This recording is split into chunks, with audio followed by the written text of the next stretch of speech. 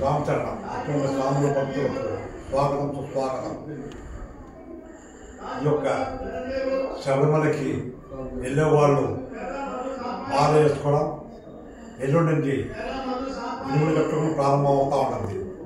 November 16కు దేవాలయం తెరిస్తే December 26కు మండలకాల దీక్ష పూజ 41 జరుస్తూ ఉంటుంది. దాని పేరు మండలకాల మహోత్సవం అంటారు. దీనికి అక్టోబర్ 6వ తారీఖుకి చక్కగా మాల వేసుకోవడం. ప్రతి వాళ్ళు ఎందుకు 41 రోజు తీసుకుంటారంటే ఒక మండల కాలం 41 రోజు చక్కగా శరీరం దేహశుద్ధి, వస్త్రశుద్ధి, ఆత్మశుద్ధి, మనస్సు శుద్ధితో దీక్ష చేస్తూ ఉన్నారు. రెండోది చూస్తే ఆశ్చర్యమైపోతుంది. 41 కాక ఒక్కొక్క వాళ్ళు 55 రోజు 6 ధరలు చేస్తూ ఉన్నారు. ఇవాళ ఉదయం మాకు బ్యాంకు దగ్గర ఫోన్ వచ్చింది. తెలుగు ప్రజలు 2,290 దాకా తెలంగాణ ఆంధ్ర నుంచి పాదయాత్ర పోతా ఉన్నారు. సొంత ఇంటికాడ నుంచి బయలుదేరి పాదయాత్ర పోయి అయ్యప్ప స్వామి దర్శనం కోసం పోతా ఉన్నారు. అంటే ఎంతో కఠినంగా దృష్టి చేస్తూ ఉన్నారు. ఆంధ్ర తెలంగాణ చూస్తే ఏ ఒక్క డిస్టిక్ కానీ, మండలం కానీ, ఏ ఒక్క ఊరు కానీ, పల్లెటూరు కానీ, జిల్లా కానీ అన్ని దగ్గర అయ్యప్ప స్వామి జరుపుతూ ఉన్నారు.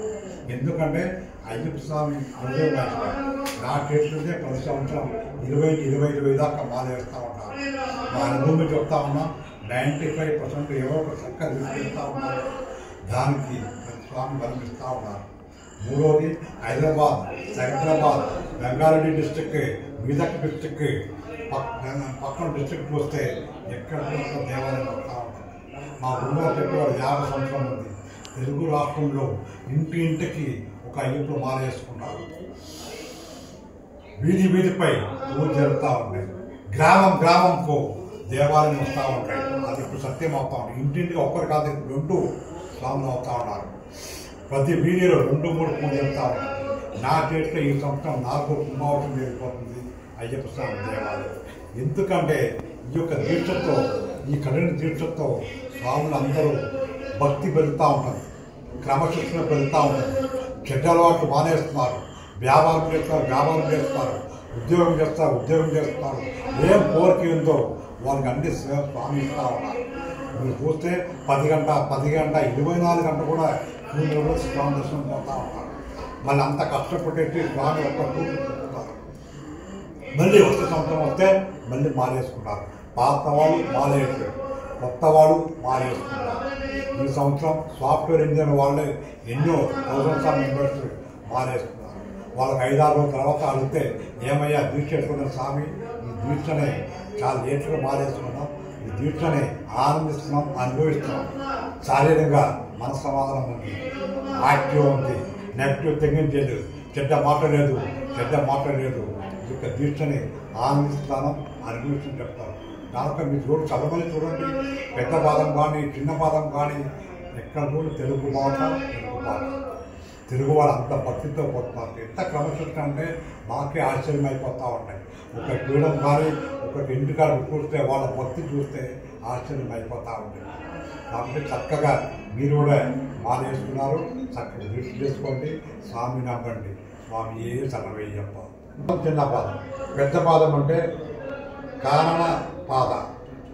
అయ్యప్ప స్వామి వారు 19 నుంచి బయలుదేరి 8 నుంచి ప్రారంభమయ్యాడు. పేరూరు తోడు, కాలగట్టి, అడుదానది, కాలగట్టి, అక్కడ నీలమల, కలిమలంతో పుదుచ్చేరి, పెరియాలపట్నం. ఇది పెద్ద పాదం అంటే. పెద్ద పాదం అంటే దీక్ష, జ్యోతి దర్శనం, స్వామి దర్శనం, పంపా స్నానం, పంపా పూజ, పంపా సద్య, పంపా విడక్కు, జన్మకోశం, దీని అన్నింటిలో ప్రార్థన ప్రధానమైనది పెద్ద పాదం. ఒక వ్యక్తి జీవితంలో ఒక్కసారి పెద్ద పాదం పోయినాను. 4 సంవత్సరం 50 సంవత్సరం పెద్ద పాదం పోతా ఉన్నాను. ఆ ఒక వాతావరణం చూస్తే వనం లోపల 10 రోజులు ఓపెన్ చేస్తూ ఉంటాను. ఎంతో ఓపికగా ఉంటుంది ఆ ఒక పెద్ద పాదం. ఎందుకంటే ఔషధ నిమిషాలు ఒక్క మృగం కూడా మనకు ఏం చేయదు. ఈ యొక్క ఆకులు ఉండదు, నిద్ర ఉండదు. ఎప్పుడు స్వామి కాన్సన్ట్రేషన్ వస్తూ ఉంటారు. సకల దోష నివారణ, ముంజన్మ పాపదోష నివారణ, ఈ పెద్ద అంత మహా